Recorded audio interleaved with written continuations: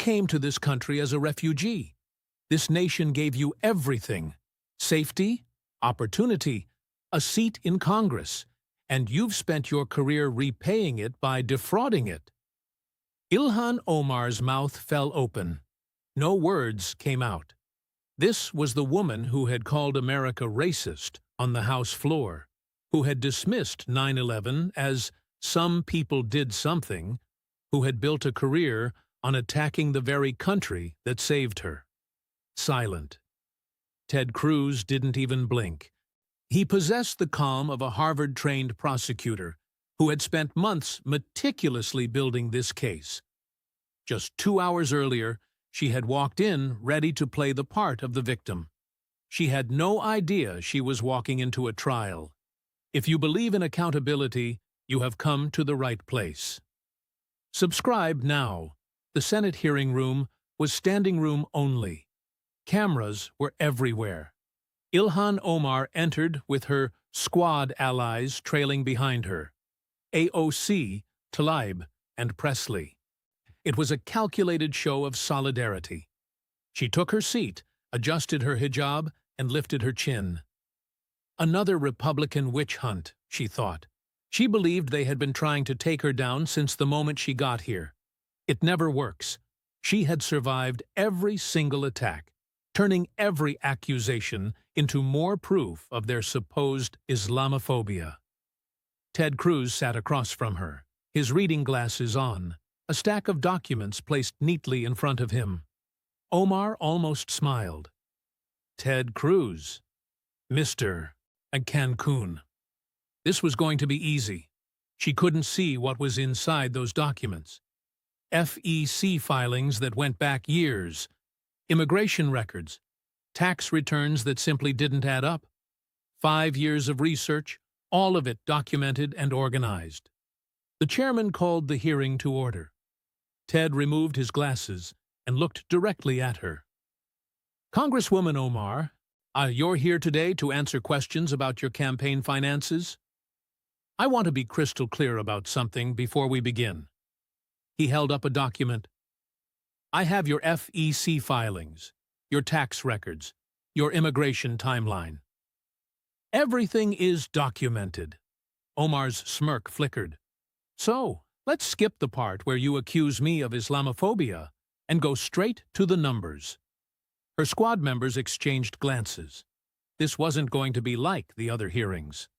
Ted Cruz reached for his folder. The room fell utterly silent. Not just quiet.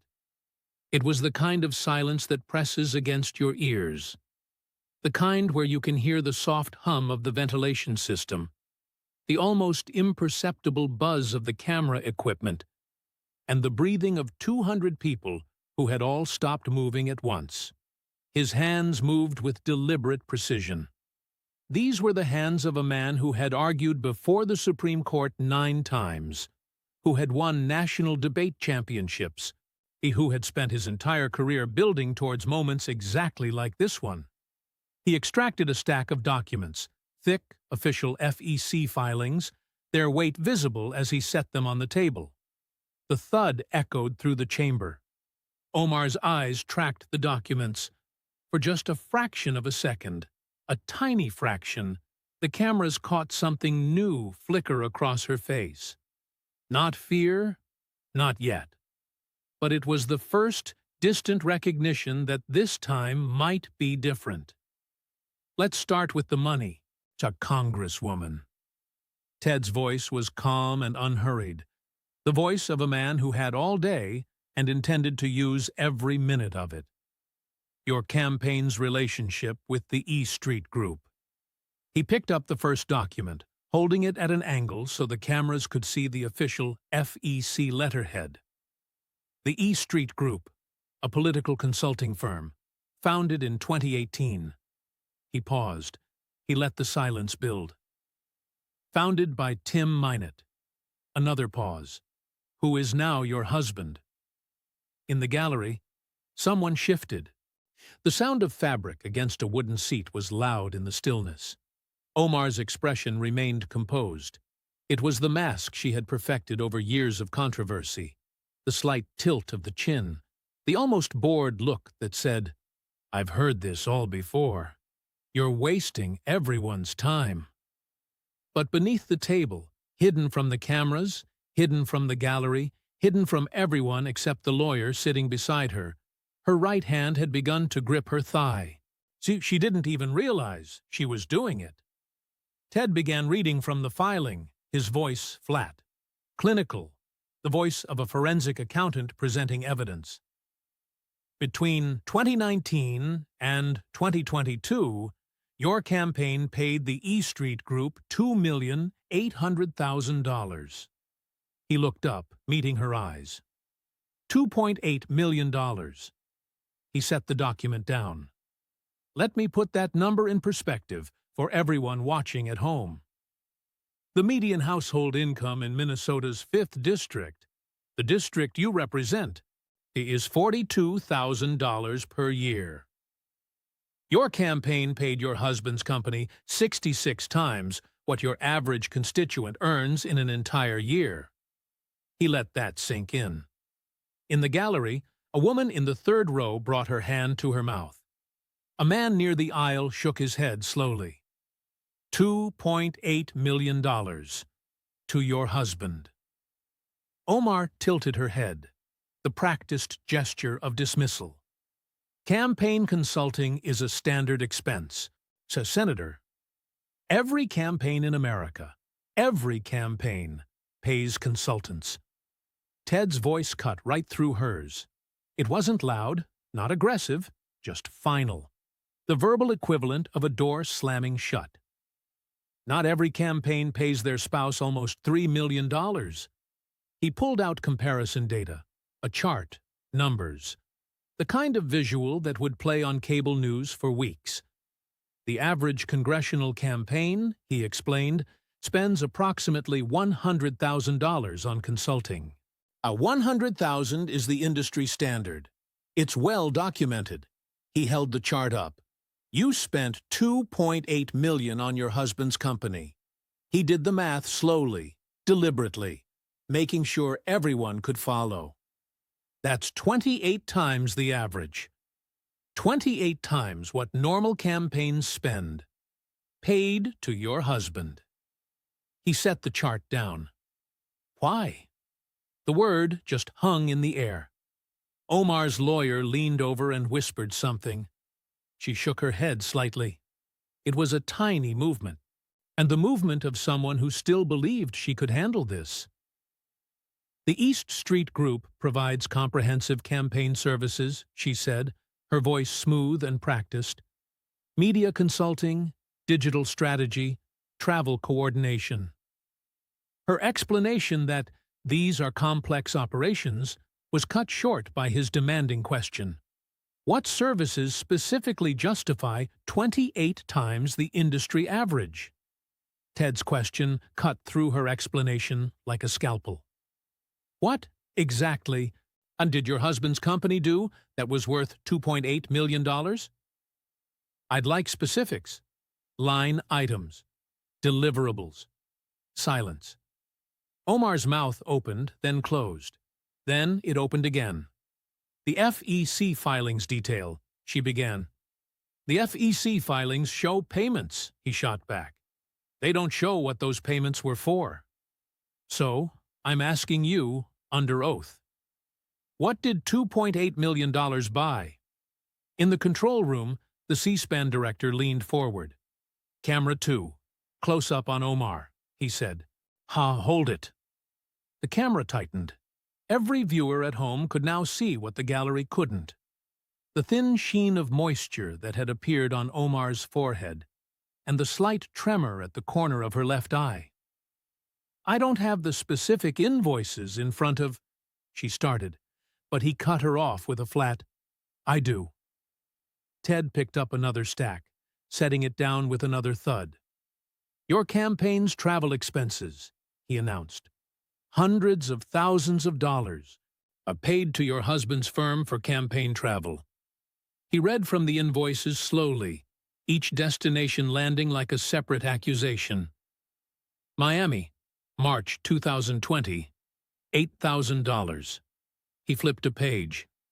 The Caribbean, June 2020, $12,000. Another page. Paris, September 2020, $14,000. He set down the stack. Congresswoman, I've run campaigns. I know what campaign travel looks like. It looks like being in Iowa in January, so shaking hands at diners. It looks like New Hampshire town halls in high school gymnasiums. It looks like bus tours through districts where people can barely afford to heat their homes. He shook his head. It doesn't look like Paris. It doesn't look like the Caribbean. And it doesn't look like luxury hotels, paid for by donors who thought they were funding democracy. Omar's voice rose. It was the first crack in her composure. These accusations are based on... She started, but he cut in, these aren't accusations.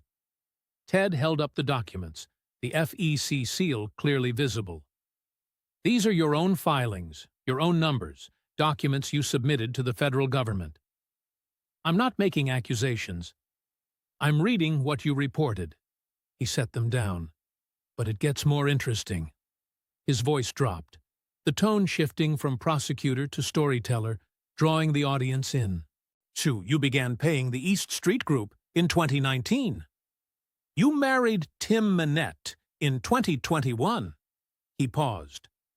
But according to multiple reports you have never denied, your relationship with Tim Manette began much earlier. And as he spoke, he picked up newspaper clippings, tabloid headlines, and photographs. While you were still married to your previous husband, while Tim Manette was still married to his wife, while both of you were destroying your families, you were also paying his company with donor money. Omar's lawyer stood up. Senator, this line of questioning is... The lawyer began, but was cut off. Sit down. Ted's voice was sharp. Final. The Congresswoman's personal life became this committee's business the moment she used campaign funds to pay her boyfriend, later her husband, almost $3 million. The lawyer hesitated and looked at Omar. She gave a tiny shake of her head.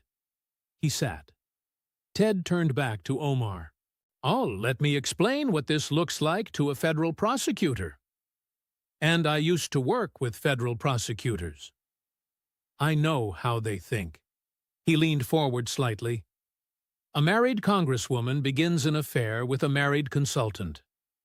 She starts paying his company enormous sums of money from her campaign account.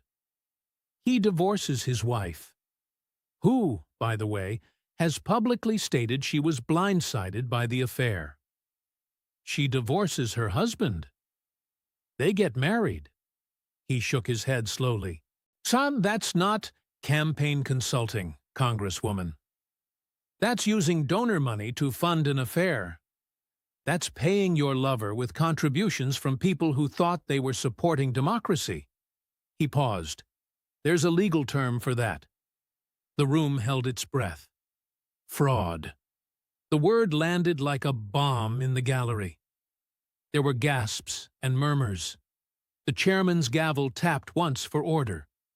Omar's composure shattered, just for a moment, but just long enough for the cameras to catch the flash of something raw in her eyes.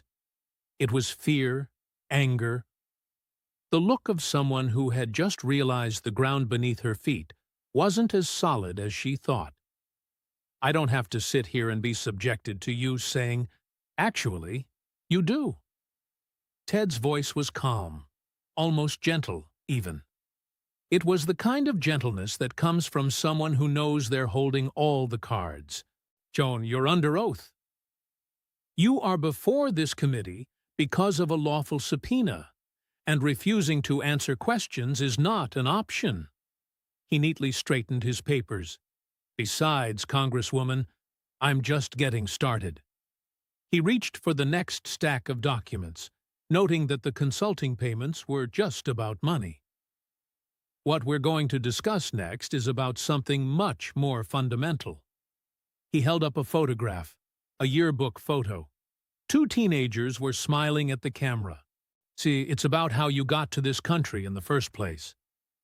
The color completely drained from Ilhan Omar's face. She knew what was coming next, and for the first time, she looked genuinely afraid. 2.8 million to her husband. Caribbean vacations billed as campaign travel.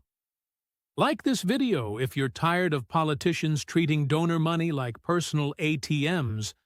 With that thought, Ted Cruz set down the yearbook photograph. The image was grainy, a scan from a decades-old high school publication, but it was clear enough to see. It showed two young people smiling. The caption beneath their faces identified them as siblings. Omar's eyes were locked onto the photograph as if it were a weapon pointed at her chest, which, in a way, it was. The year was 1995. Ted's voice was softer now, almost reflective, like someone telling a story. You arrive in America as a refugee from Somalia, just 12 years old. You're fleeing a civil war that had destroyed your country. Your family had spent 4 years in a refugee camp in Kenya. 4 years of uncertainty, of fear, of wondering if you would ever be safe again. He paused. And then America opened its doors, took you in, and gave you something that millions of people around the world can only dream of: a chance. The gallery was completely silent. Even Omar's most ardent critics found themselves leaning forward, totally caught up in the narrative. You came to this country with nothing, and this country gave you everything.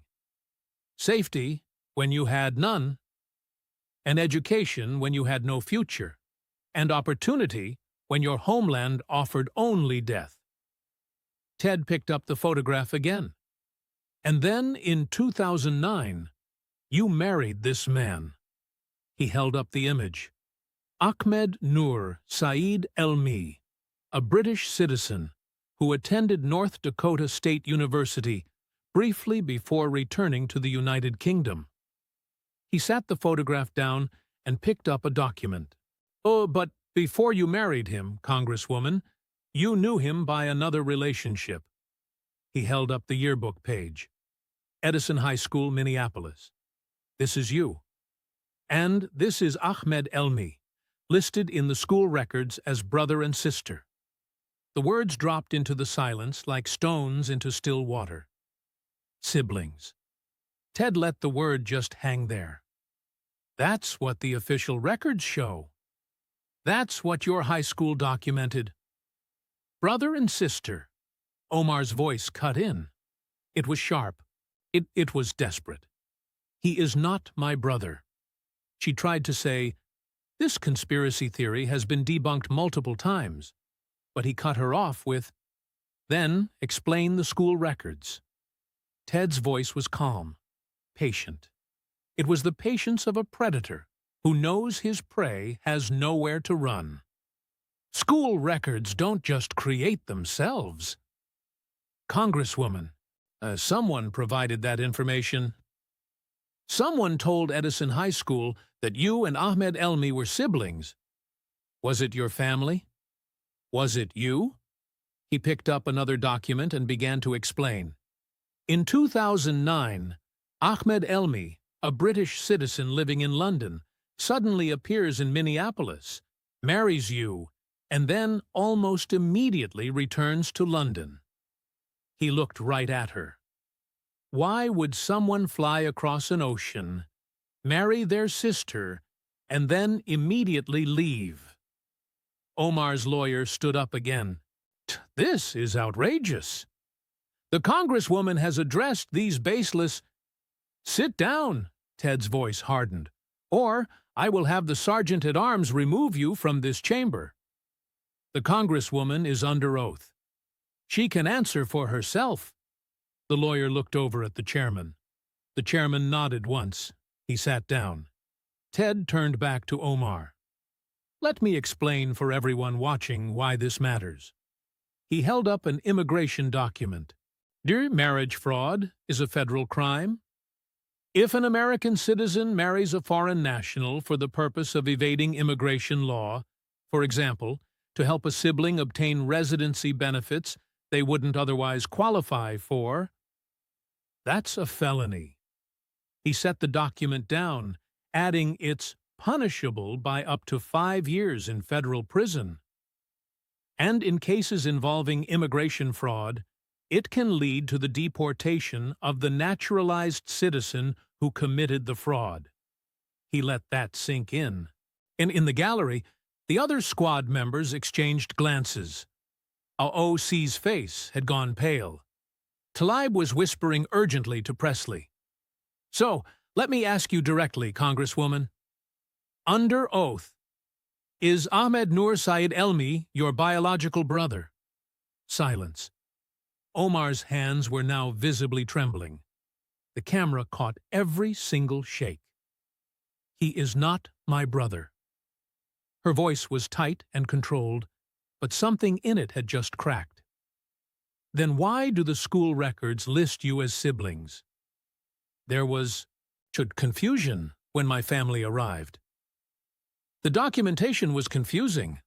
Ted picked up the yearbook again. "For 4 years, your high school records listed Ahmed Elmi as your brother. That's 4 years of confusion. 4 years where nobody corrected this supposed error." He shook his head. "That's not confusion, Congresswoman. That's an official record, one that contradicts what you're telling this committee under oath." He set the yearbook down. "Let me walk you through the timeline, because timelines matter. Timelines reveal the truth." He pulled out a printed, organized chronology. It was the work of months of research. 2002. You marry Ahmed Hirsi, a Somali American. You have 2 children together, a family. He pointed to the next entry. 2008. You divorce Ahmed Hirsi. Next entry. 2009. You marry Ahmed Elmi, the man your high school listed as your brother, a British citizen. Next entry. 2011. While still legally married to Ahmed Elmi, you have a 3rd child. The father is Ahmed Hirsi, the man you divorced. Not Ahmed Elmi, not your legal husband. He looked up. You were married to one man and having children with another at the same time. He set down the chronology. 2012. You reunite with Ahmed Hirsi and begin living together as a family again, all while still legally married to Ahmed Elmi. He slowly shook his head. 2017, the year you run for the Minnesota State Legislature, on the year journalists start asking questions. That very same year, coincidentally, I'm sure, you finally file for divorce from Ahmed Elmi. He held up the divorce decree. A divorce granted without Ahmed Elmi being present, without anyone being able to locate him, and without any evidence that he was even informed of the proceedings. He looked at Omar. "Where is Ahmed Elmi, Congresswoman?" Her voice was barely above a whisper. "I don't know where my ex-husband is." At that, Ted leaned forward. "Your ex-husband? Or your brother? Because you can't have it both ways. Either the school records are wrong and he was your husband, or the school records are right, and you married your brother." He paused. "And if you married your brother to help him obtain immigration benefits, that's not just fraud. That's a betrayal." His voice dropped. "So a betrayal of the very immigration system that saved your life. The system that took in a 12-year-old girl from a war zone and gave her a future. The system that millions of people around the world pray every day to access." He shook his head. "And you allegedly defrauded it. For your brother, if that's what he is." Omar's eyes were glistening now, the first sign of tears. But whether they were tears of shame, fear, or calculated strategy, no one could tell. "I came to this country with nothing. And this country gave you everything. Ted's voice was hard now. The gentleness was gone. Safety, education, opportunity, a seat in the United States Congress, and the evidence suggests you thanked America by committing fraud against the very system that saved your life. He gathered the documents. You're not a refugee success story, Congresswoman. If these allegations are true, yet you're not a symbol of what immigration makes possible. He looked at her directly. You're a fraud. Someone who exploited the compassion of a nation to enrich herself and her family through federal crimes. He reached for the next stack. But defrauding the immigration system isn't the only way you've shown contempt for this country. Let's talk about what you said about the worst day in American history. Omar's head dropped slightly, the defiance draining from her posture. She knew what was coming, and she knew she had no defense. She married her brother to cheat the system that saved her life. Like this, if you believe America deserves better than this. Ted Cruz pulled out a single sheet of paper. He didn't need to explain what it was. The words on it had been replayed millions of times, had sparked outrage across the nation, and had defined Ilhan Omar in the minds of Americans who had never heard of her before. But he was going to make her hear them again, in this room, under oath, with no escape. April 23rd, 2019. His voice was quiet, almost reverent. The voice of someone approaching sacred ground. You're speaking at a fundraiser for the Council on American Islamic Relations, CAIR, in Los Angeles. He looked at the transcript. And you say the following words. He began reading slowly, each word distinct, each syllable given its full weight. CAIR was founded after 9/11 because they recognized that some people did something and that all of us were starting to lose access to our civil liberties. He set down the paper. The silence that followed was absolute. Some people did something. He repeated the words, letting them hang in the air like an accusation. Let me tell you what some people did something means to the families who are watching this hearing right now. His voice dropped, becoming something close to a whisper, and the room leaned in to hear. September 11th, 2001. A Tuesday morning. Clear skies over New York City. Clear skies over Washington. Clear skies over Pennsylvania. He paused. At 8:46 in the morning, American Airlines Flight 11 crashed into the North Tower of the World Trade Center.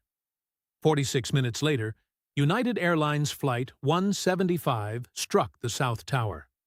At 9:37, American Airlines Flight 77 hit the Pentagon. At 10:03, after passengers bravely fought back against the hijackers, United Flight 93 went down in a field in Shanksville, Pennsylvania. He looked up. That day, 2,977 people were murdered. They weren't just killed.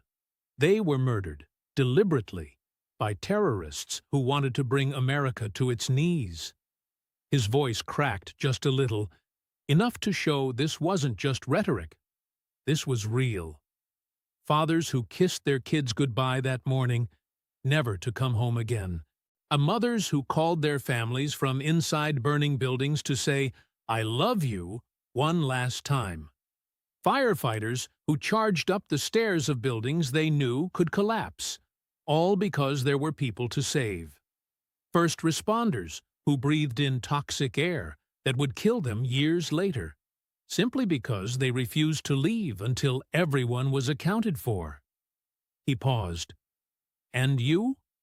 He looked straight at Omar, his gaze steady and unwavering. You called it scoffs. Some people did something. In the gallery, a man in the back row shot to his feet. His face was twisted in an expression somewhere between grief and pure rage. A woman next to him, who looked to be his wife, quickly pulled him back down, whispering something urgently. He was wearing a pin, a small American flag with the two towers. A 9/11 family member watching it all unfold. Omar's voice shot back, defensively. That quote was taken completely out of context. What I was trying to say, but his voice cut through. What context makes those words acceptable? Ted's voice rose, not quite a shout, but it filled the entire room. Dottie, in what context is it appropriate to describe the worst terrorist attack in American history as something? What context could possibly justify minimizing the murder of nearly 3,000 Americans down to some people did something? He picked up a folder filled with newspaper clippings. After your comments, the 9/11 families responded. Let me read you what some of them had to say. He read aloud, Nicholas Harros, Jr., who lost his mother, Frances. Quote, Congresswoman Omar, your words are offensive. Your words hurt. Please know that your words matter. He turned the page. Deborah Burlingame, who lost her brother Charles, the pilot of American 77. Quote, she minimized what happened. She diminished the people who died. He flipped to another page. Nick Harros, again, speaking directly to you at the 9/11 memorial ceremony. Quote, some people did something today. I am here to respond to you, to tell you exactly who did what to whom. Madam, objectively speaking, we know who did it and what was done. There is no moral equivalency for those who attacked us. Ted set the clippings down. These are the people who watched their family members die. Congresswoman, these are people who held funerals for bodies that were never found. People who still wake up every September 11th with a hole in their hearts that will never, ever heal. He paused. And their elected representative, a member of the United States Congress, described the murder of their families as scoffs. Something. Omar's voice was strained. I have always honored the victims of September 11th. Honored them? Ted's voice grew sharp. You honored them by minimizing the attack, by using the most dismissive language possible to describe their deaths, by reducing the single most traumatic day in modern American history to some people did something. He slowly shook his head. Here's the thing I cannot understand, Congresswoman, and believe me, I have tried. I have truly tried to understand. He stood up and began to walk slowly toward her table.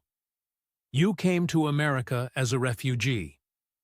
You fled Somalia because of terrorism, because of a civil war, because violence had made your homeland uninhabitable. He stopped just a few feet away from her. Do you, of all people, know what terrorism does to a country?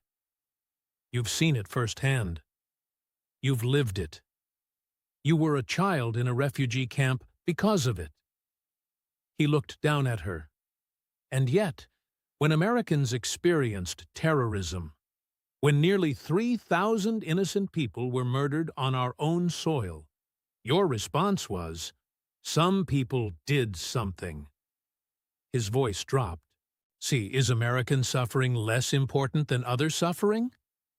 Are American lives worth less than Somali lives? Do American tears not count? Omar's eyes were now wet with tears. That's not what I... Then what did you mean? Ted gestured toward the cameras, at the gallery, at the entire world watching. The 9/11 families are watching right now, not Congresswoman. The children who grew up without their parents. The parents who had to bury their own children. The husbands and wives who became widows and widowers in a single morning. Explain it to them. Tell them what you really meant. Tell them why the murder of their loved ones deserved nothing more from you than some people did something. Silence. Omar's mouth opened, but no words came out. Ted nodded slowly. You can't. Because there is no explanation. You said what you truly believe. American tragedy just doesn't move you the way other tragedies do. American pain just doesn't register. He walked back to his seat. This country saved your life, Congresswoman. It took in a terrified little girl from a war-torn country and gave her absolutely everything: safety, education, and a seat in Congress. He sat down, yet you can't even bring yourself to properly acknowledge this nation's worst day. And he reached for another stack of documents. But disrespecting an American tragedy isn't even your most serious offense. Let's talk about how you cheated the American people directly. Let's talk about your taxes. Some people did something. 3,000 Americans were murdered, and she couldn't even say the words terrorist attack. Share this with everyone who will never forget. Ted pulled out a thick stack of tax documents. These papers were official, stamped, and authenticated, the kind of documents that end careers.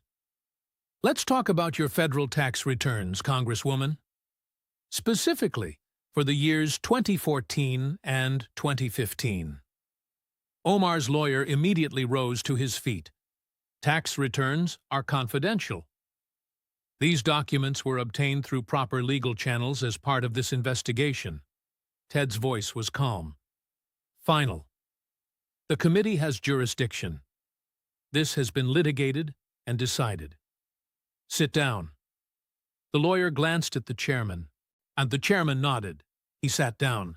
Ted held up the first tax return.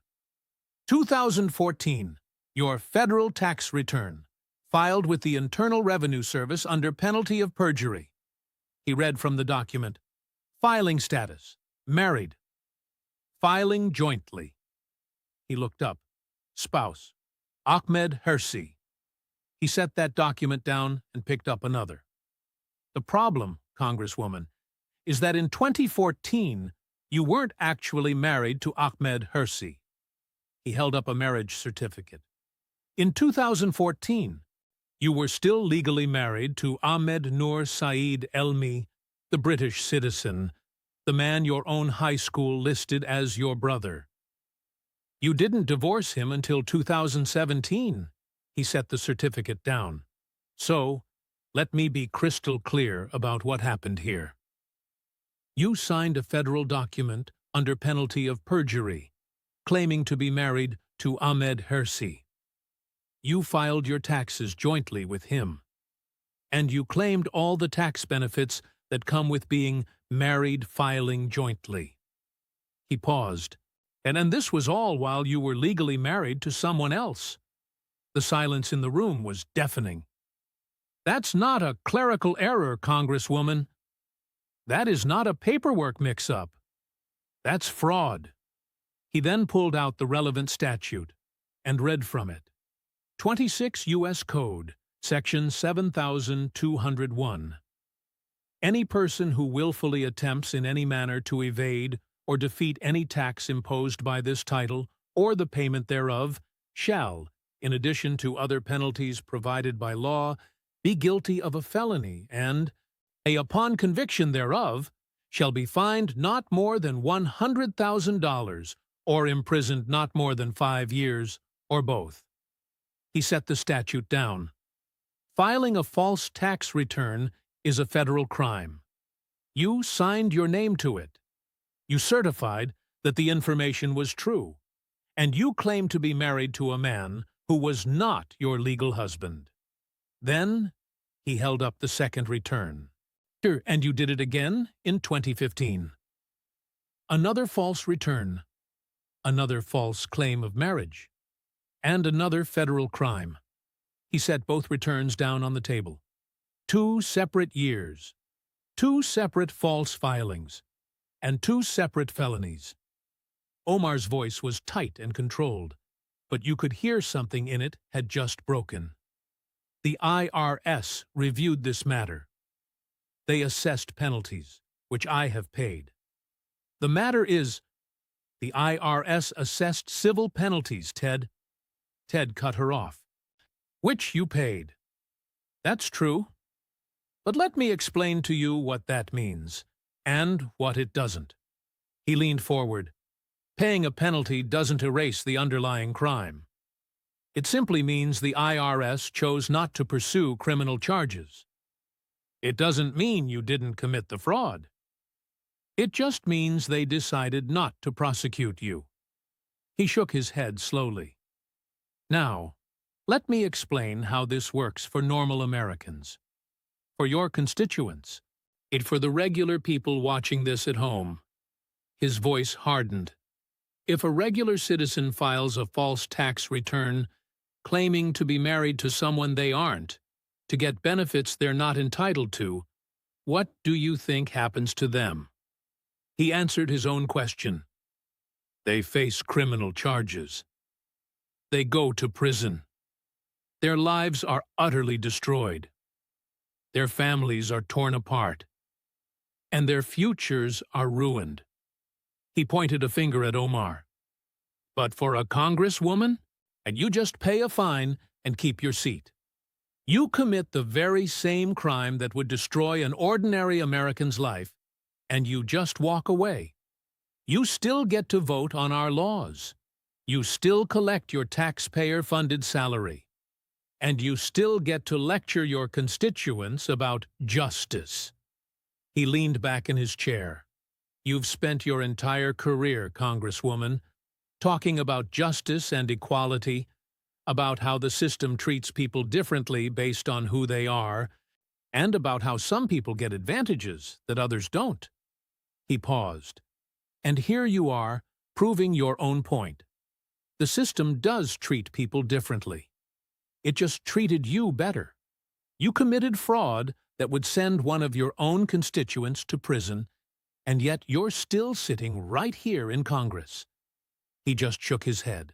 So that's not justice. That's privilege. The privilege of power. The privilege of having the right connections and the right identity to escape any real consequences. Omar's face had gone completely ashen. Her hands, gripping the edge of the table, were white-knuckled. I made mistakes in my filings. Mistakes? Ted's voice rose in pitch. A mistake is forgetting to include a W-2 form. A mistake is misremembering a deduction. Filing joint tax returns for 2 consecutive years with a man who wasn't your legal husband isn't a mistake. It's a deliberate decision to claim benefits you weren't entitled to. He gathered the documents. You knew who you were married to, Congresswoman. You knew Ahmed Elmi was your legal spouse, and you deliberately chose to file with Ahmed Hersi instead because it was more convenient, because it fit the story you wanted to tell. He stacked the papers neatly. That's not a mistake. That's fraud. And the fact that you paid a fine and kept your job just proves what everyone watching already knows. There are 2 sets of rules in this country, one for people like you, and one for everyone else. He reached for the final stack of documents. But tax fraud is a crime against the American Treasury. What we're going to discuss next is a crime against American security. Let's talk about your foreign connections, Congresswoman. Let's talk about Qatar. Omar's face, already pale, went white. See, she filed taxes with the wrong husband for 2 years in a row. That's not a mistake. That's fraud. Like this. If you're tired of politicians living by different rules, Ted Cruz said, as he spread a new set of documents across the table. There were maps, financial records, meeting logs, travel itineraries, the kind of documentation that took months to compile and seconds to destroy a career. Let's talk about your foreign connections, Congresswoman. His voice had changed again, colder now, so the voice of someone approaching the most serious accusation. Specifically, let's talk about Qatar. Omar straightened slightly. It was the first sign of defiance in several minutes. Qatar is a U.S. ally that Qatar harbors the leadership of Hamas. Ted's voice cut through hers like a blade. Qatar funds Al Jazeera, which regularly broadcasts anti-American propaganda across the Middle East. Qatar has been sanctioned by its own neighbors, Saudi Arabia, the UAE, Bahrain, Egypt, for supporting terrorism. He picked up an intelligence report. According to multiple U.S. intelligence assessments, Qatar is one of the largest funders of extremist organizations in the world. He set down the report. And somehow, Congresswoman, you have become their favorite member of Congress. He pulled out financial records. Qatar has spent more money lobbying the United States government than almost any other foreign nation. Hundreds of millions of dollars, and a disproportionate amount of that attention, that money, that influence has focused on you. He read from the documents. Qatar-funded organizations have donated to PACs that support your campaigns. Qatar-aligned lobbyists have promoted your positions in Washington. Qatar-linked media have defended you against every scandal, every accusation, every investigation. He looked up. Why?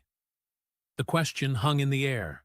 Why is the government of Qatar so interested in a congresswoman from Minnesota? What do they get for their investment? Omar's voice was sharp. I am not funded by... Let me show you what I mean. Ted pulled out a chronology. Every time a bill comes before Congress that would sanction Qatar, you oppose it. Every time your colleagues, Democrats, and Republicans call out Qatar's support for terrorism, you're silent. When Israel, America's closest ally in the region, is attacked by Hamas, you condemn Israel. He shook his head. Your positions align perfectly with Qatar's foreign policy objectives. It's almost as if someone handed you a script. He pulled out printouts of her public statements. And then there's this. He held up a tweet. It's all about the Benjamin's baby. Your words, February 2019, suggesting that American support for Israel is based on Jewish money. He set it down and picked up another. See, Israel has hypnotized the world. May Allah awaken the people and help them see the evil doings of Israel. Your words, 2012. Another, comparing Israel to Nazi Germany. Your words. Multiple occasions. He set down the stack. Jewish organizations across the political spectrum, left, right, and center, have condemned these statements as anti-Semitic, not anti-Israel, anti-Semitic. There is a difference, and you have consistently crossed the line. He leaned forward. And every single one of these statements, every single one of these positions, benefits Qatar, benefits Hamas, benefits the enemies of America's allies, and, increasingly, the enemies of America itself. He paused. There's a legal term for someone who advances the interests of a foreign government, who takes positions that align with foreign policy objectives, who receives support from foreign-aligned organizations. He let the silence build. Foreign agent. The words dropped like bombs. Are you a foreign agent, Congresswoman? Omar shot to her feet. I will not sit here and be accused of treason by... Sit down. Ted's voice was sharp enough to cut glass. You are under oath before a United States Senate committee. Refusing to answer these questions isn't an option. Sit down. For a long moment, Omar just stood there, her chest heaving, her eyes wild. Then, slowly, she sat down. The question still stands, Ted said quietly. Why do your positions line up so consistently with Qatar's interests? Why are organizations aligned with Hamas celebrating your statements? Why are you the one Congresswoman America's enemies are rooting for? He paused. What is it they know about you that we don't? There was only silence. She gave no answer. Ted gathered up his documents. Let the record show that Congresswoman Omar refused to explain her relationship with Qatar. Refused to address the alignment of her positions with their foreign policy, and refused to explain why foreign-aligned organizations support her so enthusiastically. He turned to look at the cameras. America is watching, Congresswoman, and it's asking the questions you refuse to answer. Qatar funds terrorists. She's defending Qatar, and she won't tell us why. Hit like if you want answers. For what felt like an eternity, Ilhan Omar just sat there in silence. The air in the room was thick and heavy, like right before a thunderstorm breaks. The 200 people in the gallery sat completely still, afraid that even the slightest movement could shatter the tension. But then, something about Omar's posture began to shift. It began with her shoulders squaring up, a straightening that hinted at the defiance that had seen her through every controversy before. Her survival instincts were kicking in. It was time for the victim card. Hey, it always works, she thought. They are never ready for the victim card. She'd used it 100 times before. Every accusation was spun into evidence of Islamophobia. Every investigation was twisted into proof of racism. And every critic was labeled a bigot who just couldn't handle a black Muslim woman in a position of power. It had never failed her. Suddenly, she stood. The movement was so abrupt, the people in the front row actually flinched. But there wasn't anything frantic about it. No, this was calculated and rehearsed. The practiced move of someone trained for this exact kind of moment. Senator Cruz. Her voice was different now. It was stronger. The tremble was gone, and the tears were already wiped away. In their place was a righteous fire. I have sat here for 2 hours and listened to these attacks, these accusations, this inquisition. Clear's throat. Turning to face the cameras, the gallery, and the millions watching at home, she declared, "See, I want the American people to understand what is really happening in this room." She touched her hijab, a small but deliberate gesture, reminding everyone of just what she represented. I am a black woman, a Muslim woman, an immigrant, a refugee. I am everything people like Senator Cruz fear, and everything they want to destroy. Her voice swelled with well-practiced emotion. I came to this country from a refugee camp. I had nothing. No home, no future, and only the clothes on my back, and a hope that America would give me a chance. She paused. Let that image sink in. And America did give me a chance. I worked. I studied. I believed in this country, even when so many people told me that I didn't belong. I ran for office because I wanted to give something back, because I wanted to serve the very country that saved me. And what is my reward? These attacks, these accusations, these investigations. Not because I've done anything wrong, but because of who I am.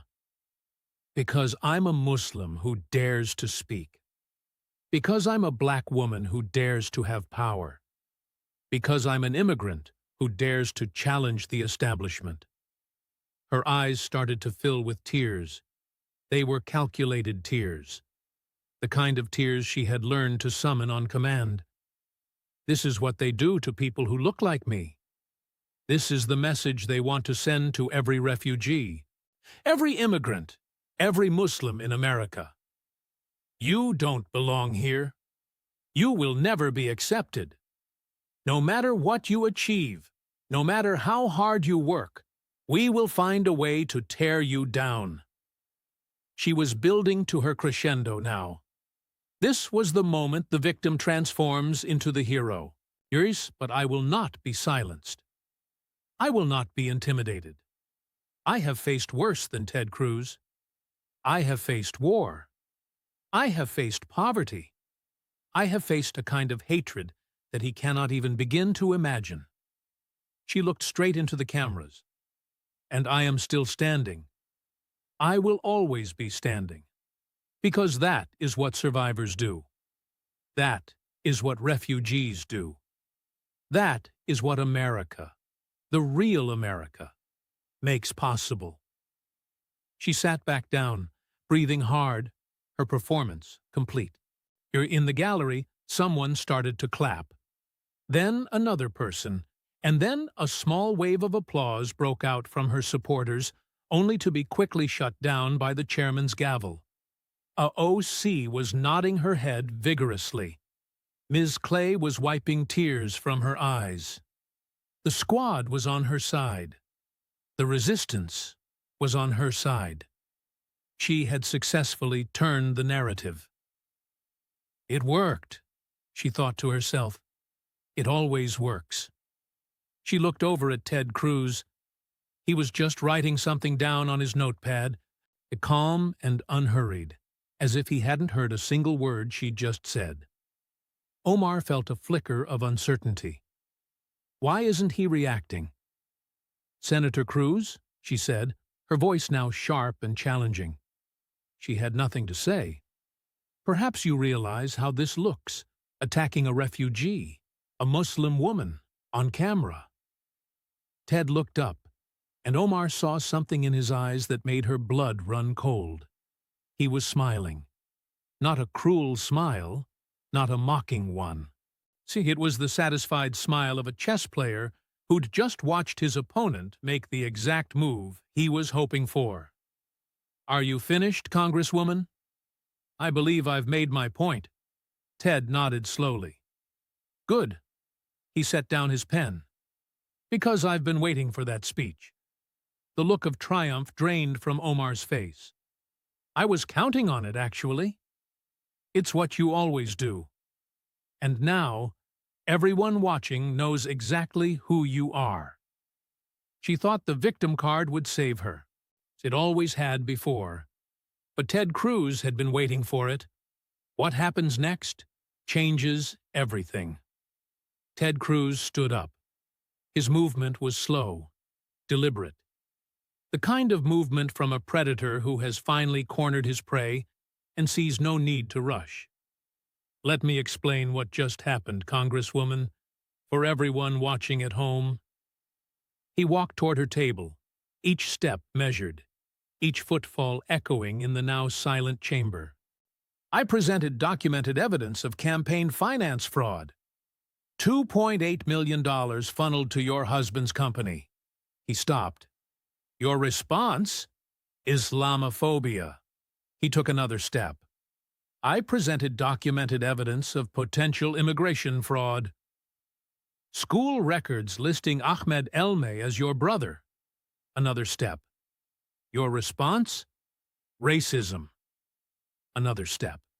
I presented documented evidence that you minimized the worst terrorist attack in American history. Another step. Your response?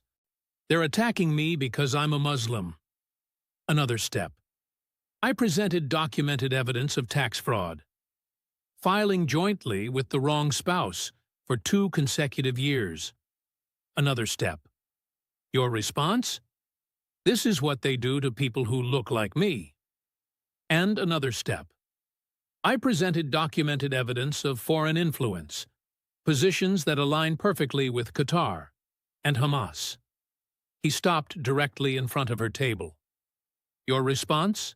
A speech about being a refugee. He turned to face the cameras. This is Ilhan Omar's playbook, America. This is the only card she knows how to play. Evidence becomes Islamophobia. Documentation becomes racism. And facts become attacks on refugees. He turned back to Omar. For years, it's worked. Journalists backed down when you called them bigots. Investigators dropped cases when you claimed racism. Your opponents were afraid to push because they didn't want to be called Islamophobes. He shook his head. Not today. He walked back toward his table. Let me be crystal clear about something. I haven't mentioned your religion once. Not once in 2 hours. I've talked about FEC filings, tax returns, school records, and financial documents. None of those things have a religion. He turned back to face her. Numbers aren't Islamophobic, Congresswoman. Documents aren't racist. And facts don't care about your identity. He picked up the stack of evidence. $2.8 million to your husband. Documented. He held up each item as he named it. School records listing Ahmed Elmeh as your brother. Documented. Tax returns filed with the wrong spouse. Documented. The Some People Did Something video. Documented. Positions aligning with Qatar. Documented. He set the stack down. You want to make this about identity? Fine. Let me tell you about identity. He leaned forward. Your identity isn't refugee. Your identity isn't Muslim. Your identity isn't woman of color. He paused. Your identity is fraud. The word cracked through the room like a whip. That's what the evidence shows. Not racism, not Islamophobia. Fraud. Documented, exposed, and undeniable. He straightened up. You've spent your career hiding behind your identity, using your background as a shield, and weaponizing victimhood against anyone who questioned you. He shook his head. Today, that shield broke, because you finally faced someone who wasn't afraid to push through the accusations of bigotry. Someone who knew that facts would survive whatever name you called them. He looked at her directly. The victim card doesn't work when the evidence is this clear. Crying Islamophobia doesn't erase FEC filings. And playing the race card doesn't make tax fraud disappear. He paused. And America saw it just now. They watched you try to hide behind your identity when the facts became undeniable. They watched you play the victim when the evidence was overwhelming. He turned to the cameras. That's who Ilhan Omar is. That's all she has. When confronted with the truth, she accuses the truth-teller of bigotry. When faced with documentation, she claims victimhood. He turned back to Omar. It's worked for years, but it's not going to work today. Omar's face had gone white.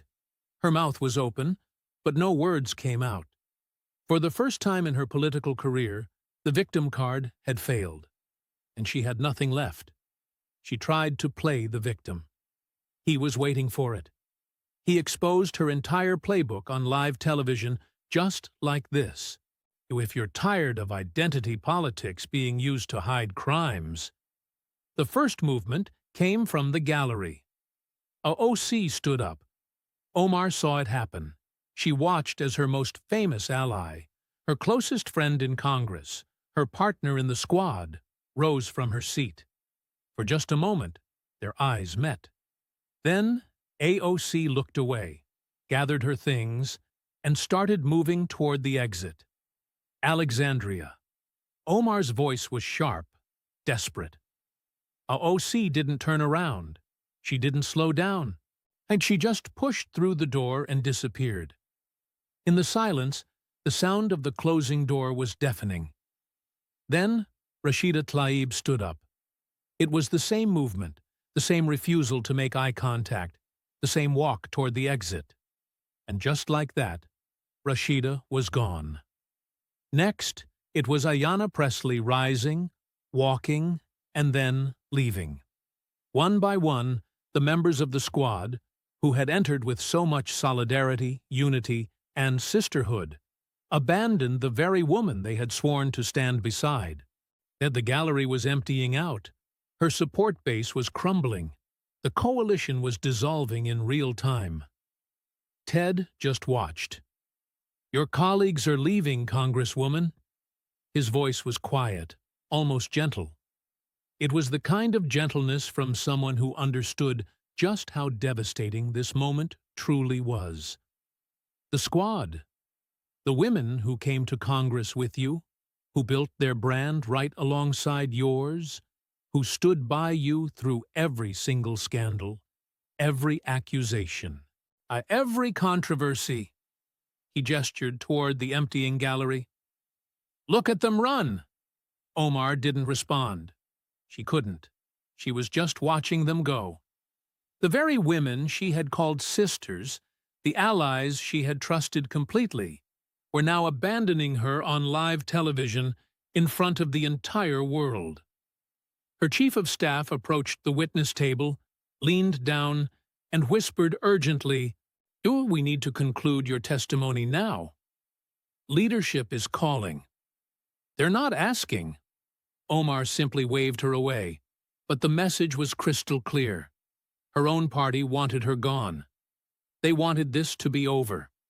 They wanted to distance themselves before the damage could spread. "They know what's coming," Ted said quietly. "The investigations, the subpoenas, the criminal referrals.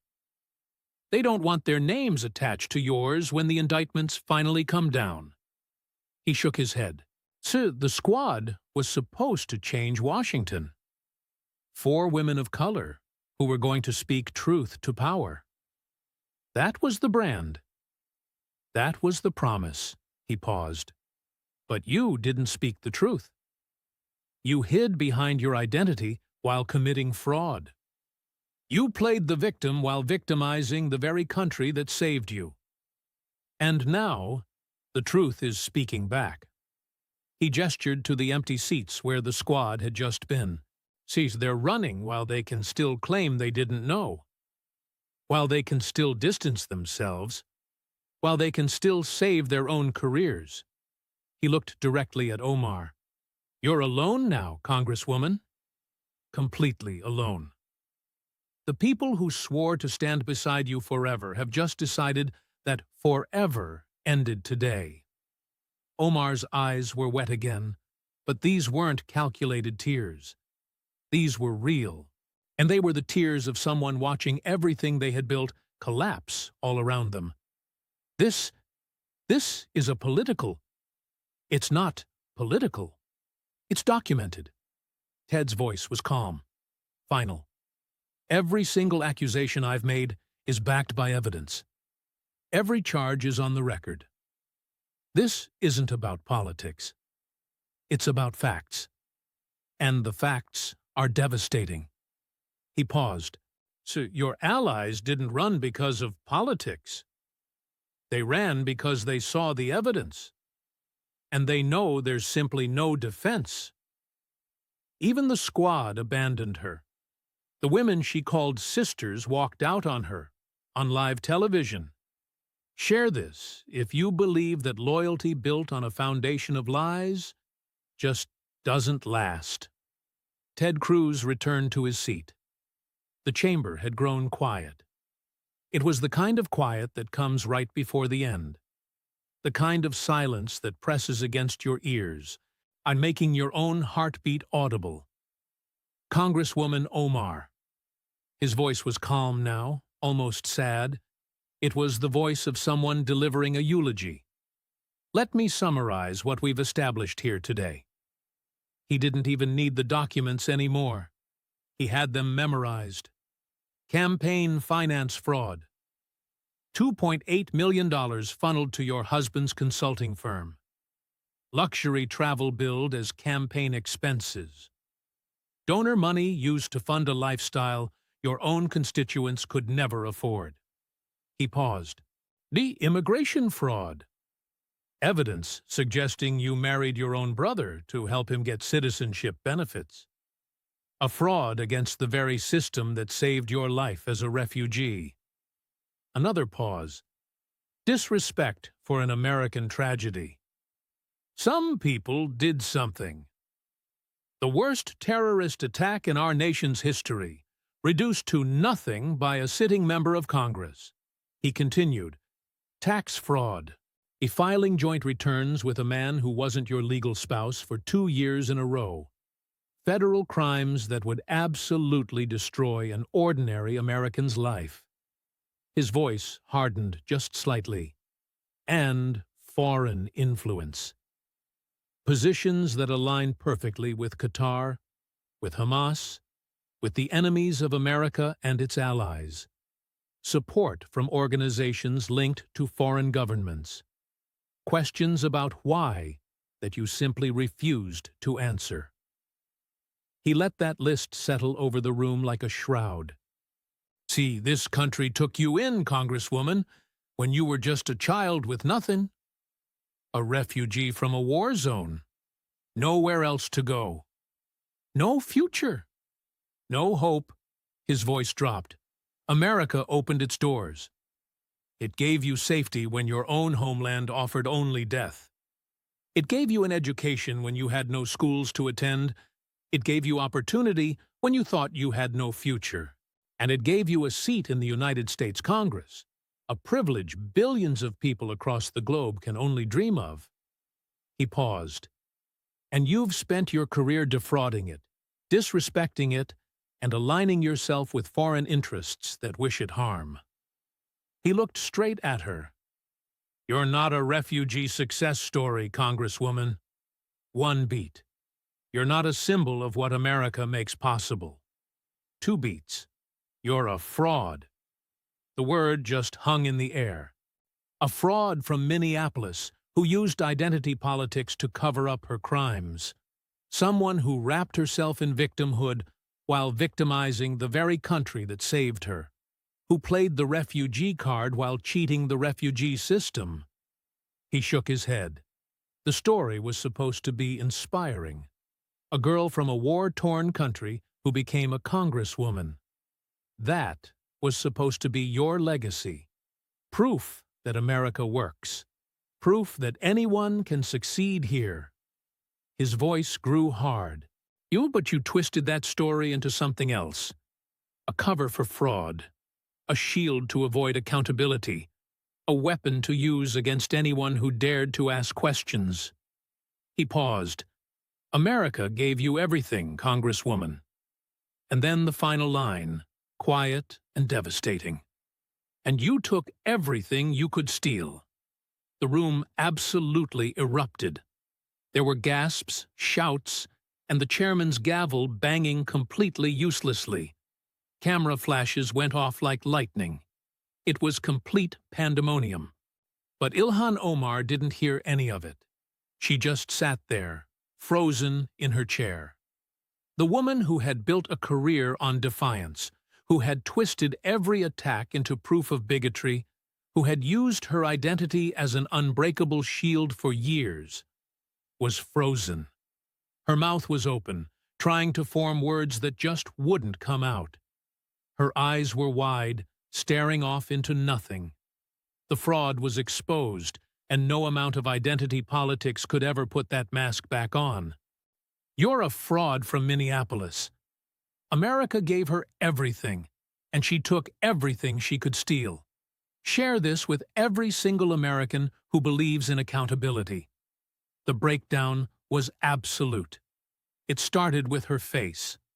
The mask, that defiant, victim-turned-warrior mask she had worn through years of controversy, didn't just crack. It shattered completely and irreparably. What was left was something cameras had never caught before. Something her critics had always imagined but had never actually seen. Ilhan Omar, completely broken. Her skin turned a sickly gray color beneath her hijab. The rich, brown color that always projected such confidence and power just drained away, replaced by an ashen tone that looked like sickness, like defeat you could actually see. Her mouth kept moving, desperately trying to form the words that had always saved her before. The accusations of Islamophobia, the cries of racism, on the victim story that had shielded her through it all. This is nothing. but the words just wouldn't come. For years, she had silenced her critics with a single accusation, ended careers with claims of bigotry, and turned investigations into proof of her own persecution. And now, right when she needed those words the most, they had abandoned her too. Just like the squad, and just like everyone else, her body followed suit. Her squared shoulders collapsed. Her once lifted chin dropped, and the defiant posture she had held for 2 straight hours just crumbled into something smaller, something defeated. Her hands, which had been gesturing with righteous anger during her whole victim speech, were now trembling visibly on the table. The cameras caught every single shake, every tremor, every visible sign of the total collapse happening inside of her. "We need to leave." Her chief of staff was right beside her. His voice was urgent, but gentle. And it was the kind of voice you use with someone who's in shock. "Now! We need to leave now!" Omar just nodded. The movement was completely mechanical, automatic. It was the nod of someone who wasn't really there anymore. They helped her to her feet. Her legs were unsteady. For a second she swayed, and her aide had to grip her arm to keep her from falling over. The same woman who had stood so defiantly just minutes before now couldn't even stand on her own. Oh, they started moving toward the side exit, the one reserved for witnesses trying to escape the press. The door used by people who have something to hide. The side door, Omar thought dimly to herself.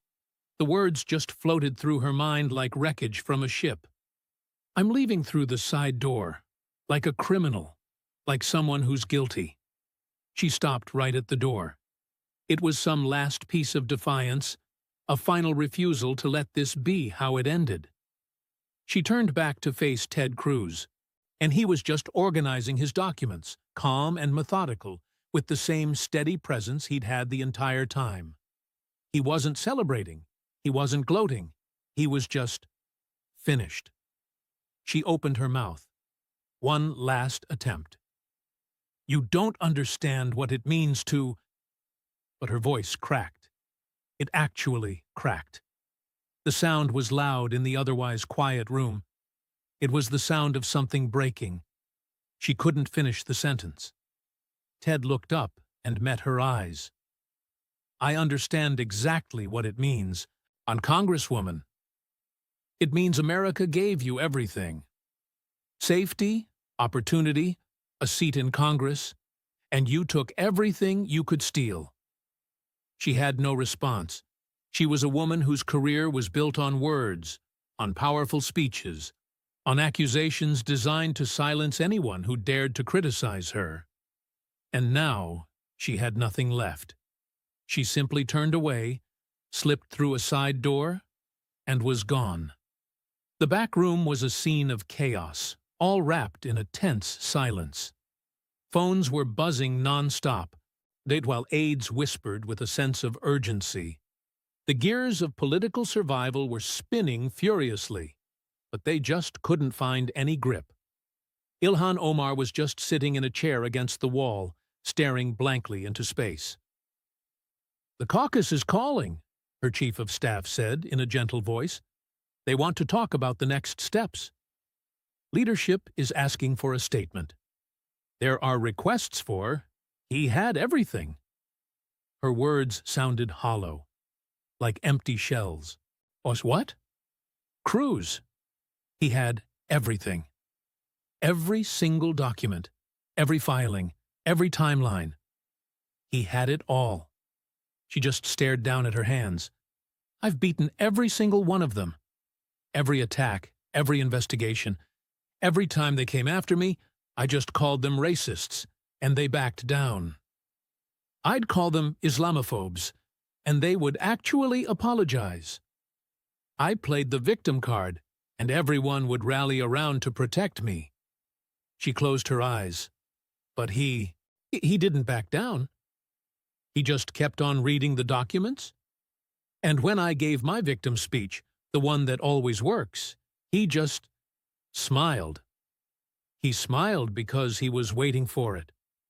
He actually wanted me to do it. She opened her eyes again. He called me a fraud. Her aide didn't say a word, because really, what was there to say? A fraud from Minneapolis. She fell quiet for a long moment. America gave me everything. That's what he said. And you know what? He was right. This country literally saved my life. It gave me a future. It made me a congresswoman. A single tear slowly traced a path down her cheek. And I... She couldn't bring herself to finish the sentence, but she didn't have to. They both knew what she had become, and now, so did the rest of the world. Meanwhile, Ted Cruz stayed in the hearing room while the chaos started to die down. Reporters quickly surrounded him, their cameras still rolling, and with microphones shoved in his direction. Senator Cruz, do you have any comment on what just happened today? Ted took a moment to consider the question. Congresswoman Omar has spent years hiding behind the shield of identity politics. Today, she was confronted with documented evidence, FEC filings, tax returns, immigration records, school documents, facts that simply don't care about accusations of racism or Islamophobia. He shook his head slowly. The evidence really speaks for itself. What happens from here is a matter for the Department of Justice. Do you feel any sympathy for her at all? Ted paused, a look of genuine consideration on his face. I feel sympathy for the refugees who show actual respect for the country that takes them in. I feel sympathy for the Muslim Americans who served this country with honor and are now embarrassed by her conduct. I feel sympathy for the 9/11 families she callously dismissed as some people did something. And I feel sympathy for every single immigrant who followed the rules, while she allegedly broke them. He began to gather his documents. As for her, personally, she had every single chance to live an honorable life. This country gave her everything. I mean, literally everything. And she chose to defraud it instead. With that, he walked toward the exit. You see, America is the most generous country in the history of the world. We take in more refugees than any other nation on earth. We give them opportunities that you just can't find anywhere else. And we don't ask for much in return. Just follow the laws, respect the country, and contribute to the society that embraced you. He paused right at the door. She couldn't even manage to do that. He looked back at the cameras one final time. The fraud from Minneapolis. That is her legacy now. Not a refugee success story. Not a trailblazing congresswoman, but a fraud. Then he walked right through the front door, into the cameras, and into the bright light. His head held high. The walk of a man who knew he had done his job. Ilhan Omar came to America as a refugee. This country saved her life, and she spent her entire career repaying that incredible debt with fraud. Campaign money funneled to her husband, immigration fraud with her own brother, tax fraud with the wrong spouse, and dismissing 9/11 as just something. She defended nations that fund terrorism while at the same time attacking America's allies. That was the legacy she built. That was what she chose to build with the incredible opportunity America gave her. But Ted Cruz did what nobody else was willing to do. He completely ignored the accusations of racism. He pushed right through the predictable cries of Islamophobia. He simply let the documents do the talking. He let the evidence pile up. And he let the hard facts demolish the narrative she had so carefully constructed. And once all the facts were laid bare, the woman who had silenced her critics for years with accusations of bigotry had finally run out of cards to play. The victim card simply doesn't work when the evidence is this overwhelming. Identity politics can't just erase federal crimes. And the truth always comes out in the end, even for the fraud from Minneapolis. Thank you for watching all the way to the end. You're a true patriot. If this story moved you, and if you believe that absolutely no one is above the law, regardless of what they look like or where they came from, then do these 3 things. First, make sure you subscribe, because more accountability is on the way. Second, share this video. Every American out there needs to see what happens when someone finally refuses to back down from baseless accusations of bigotry. And third, leave a comment and tell us which politician you want to see held accountable next. God bless you.